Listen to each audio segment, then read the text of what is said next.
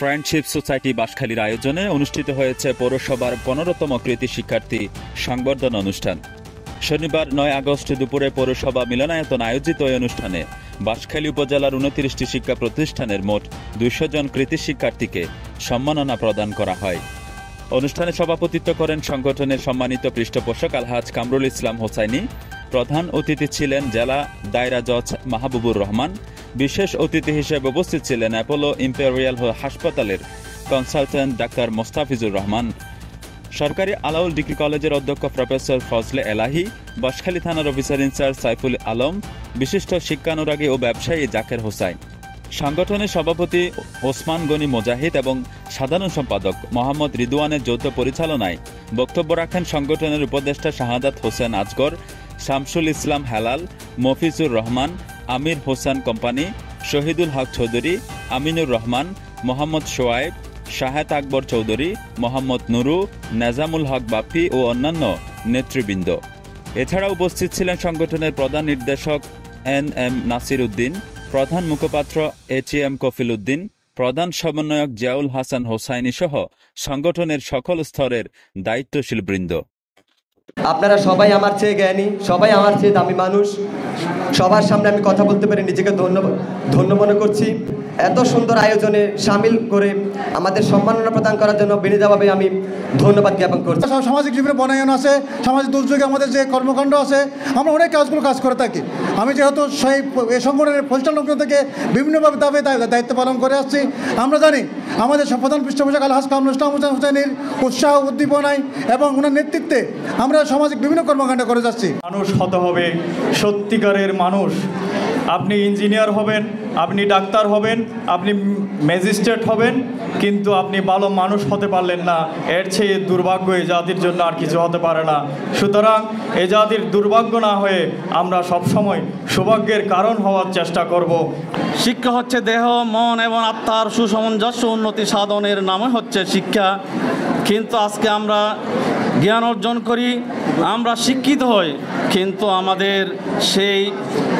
আমাদের মনের মধ্যে পরিবর্তন না আসার কারণে, আমাদের দেহর মধ্যে পরিবর্তন না আসার কারণে আজকে আমরা শিক্ষিত হইও বিভিন্ন উচ্চ পদে যাওয়ার পরেও আমরা বিভিন্ন অনৈতিক কাজে এবং দুর্নীতিতে আমরা জড়িত হয়ে পড়ি। ফামিন আল্লাহ তাআলা এই নিয়ামত আমাদেরকে দিয়েছেন।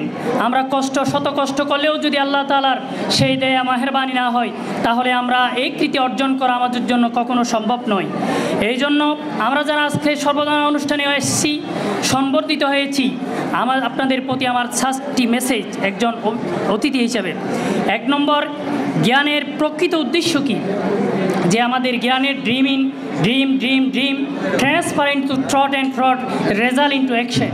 যে আমাদের এই জ্ঞানের প্রকৃত উদ্দেশ্য হচ্ছে আমাদেরকে মানবতার কল্যাণে দাঁড়ানো, সমাজকে আলোকিত করা। পৃথিবীর অনেক বিশ্ববিদ্যালয়ের সাবজেক্ট আছে পলিটিক্যাল সায়েন্স অ্যান্ড ইকোনমিক্স, কারণ রাজনীতি এবং অর্থনৈতিক উন্নয়ন পাশাপাশি যায়, কিন্তু তারা শিক্ষা জীবন শেষ করা পর্যন্ত কোনো দলের লেজুর ভিত্তি করবে না। তাদের মধ্যে এমন জ্ঞান তৈরি করার আমাদের দরকার, যেই জ্ঞান দিয়ে তারা সিদ্ধান্ত নেবে আমি কোন রাজনৈতিক দলকে আমার কর্মজীবনে বেছে নেব। আমি চাই আমার সন্তানের শিক্ষা প্রতিষ্ঠান দলীয় রাজনীতির বাইরে থাকুক, রাজনীতির বাইরে না। রাজনীতিকে বিরাজনীতিকরণ হচ্ছে একটা রাষ্ট্রকে পঙ্গু করে দেয়া। লিডারশিপ বিল্ড আপ না করলে একটা জাতি কখনো আগাতে পারবে না। এই লিডারশিপ বিল্ড আপ হবে রাজনীতি শেখার মধ্যে দিয়েই, যেটা জেন 2 জেনারেশন দেখিয়েছে। তারা কিন্তু কোনো দলের ছিল না, তারা কিন্তু রাজনীতি বুঝে আমাদের চেয়ে বেশি বুঝে। আমি মনে করি এই রাজনীতিটা বোঝা তোমাদের জন্য খুব জরুরি। আমার দলকে সাপোর্ট করতে হবে, অমুকের দলকে সাপোর্ট করতে হবে, অমুকের আদর্শকে সাপোর্ট করতে হবে, সেটা না। তুমি সিদ্ধান্ত নিবা, তুমি যখন সুশিক্ষিত মানুষে পরিণত হবা, ইউ ক্যান ডিসাইড। আপনারা এই প্লাস পেয়েছেন বলেই আত্মতৃষ্টিতে ভুগবেন, এটা না ভোগার জন্য আমি বলবো। কারণ এই সামনে আরও 2টি বছর আছে, যে আপনাদের ইন্টারমিডিয়েট সময়, সেই সময়টা খুবই গুরুত্বপূর্ণ। এই সময় আপনারা খুবই মনোযোগ সহকারে লেখাপড়া করবেন। আমি গার্ডিয়ানদেরকে বলবো, আপনারা এই 2টা বছর আপনাদের সন্তানের জন্য অনেক বেশি পরিশ্রম করবেন। তারা কোথায় যাচ্ছে, কার সাথে মিশতে, তারা ঠিকমতো লেখাপড়া করে কিনা, সেই বিষয়গুলি আপনারা যথাযথভাবে খেয়াল রাখবেন। আর স্মার্টফোন সেটা হলো গিয়ে জীবন ধ্বংসকারী একটা যন্ত্র। আমি বলবো আপনারা স্মার্টফোন থেকে দূরে থাকবেন, প্রয়োজনে শুধু কথা বলবেন, কিন্তু অন্য কোনো বিষয়ে স্মার্টফোন ইউজ করবেন না। প্রথম ধাপটি তোমরা অতিক্রম করেছো কৃতিত্বের সাথে, এবং এই কৃতিত্বের সাথে অতিক্রম করার কারণেই আজকে তোমাদেরকে সংবর্ধনা জানানো হচ্ছে। এর মাধ্যমে তোমরা একদিকে যেমন উৎসাহিত হচ্ছ, অন্যদিকে আমি বলবো যে এই অনুষ্ঠানের মাধ্যমে তোমাদের উপরও একটি দায়িত্ব অর্পণ করা হচ্ছে। সেই দায়িত্বটি হচ্ছে যে আগামী দিনে তোমরা কলেজে ভর্তি হবে এইচএসসি পর্যায়ে, এবং ওই পর্যায়ে তোমরা যাতে ভালো ফলাফল অর্জন করতে পারো সেই জন্য একটি দায়িত্ব তোমাদের উপর অর্পিত হচ্ছে। তোমরা মনে রাখবে যে আগামী যে 2টি বছর তোমাদের শিক্ষা জীবনে রয়েছে সেটি অত্যন্ত গুরুত্বপূর্ণ। তোমাদেরকে এই 2টি বছর যথেষ্ট পরিশ্রম করতে হবে, এবং এসএসসি পর্যায়ে তোমরা যেটুকু পরিশ্রম করেছ তার চেয়ে অনেক বেশি পরিশ্রম তোমাদের করার জন্য তৈরি থাকতে হবে, মানসিকভাবে প্রস্তুতি রাখতে হবে। আমরা করোনাকালীন সময়েও কাজ করেছি, আমরা বিভিন্ন সময় আমরা ছাত্রছাত্রী যারা পিছিয়ে পড়া ছাত্রছাত্রী আছে তাদের নিয়েও কাজ করেছি, শুধু মেধাবী ছাত্রদেরকে নিয়ে কাজ করেছি সেটা নয়। এবং আজকে যারা এখানে মেধাবী ছাত্ররা এসেছে আমি তাদের অভিভাবক এবং তাদের দৃষ্টি আকর্ষণ করে বলবো, যদি কোথাও, আমি জানি না এখানে যারা আছেন কার আর্থিক অবস্থা কী রকম, অনেকেই আছেন বাঁশখালীর যারা কিন্তু আর্থিক সচ্ছলতা না থাকার কারণে মেধা থাকার পরও তারা তাদের অবস্থানকে তারা তুলে ধরতে পারে না। এই ধরনের যদি কেউ থাকে আমি অনুরোধ করব বিনয়ের সাথে আমাদের সাথে যোগাযোগ রাখার জন্য, যোগাযোগ করার জন্য চেষ্টা করব।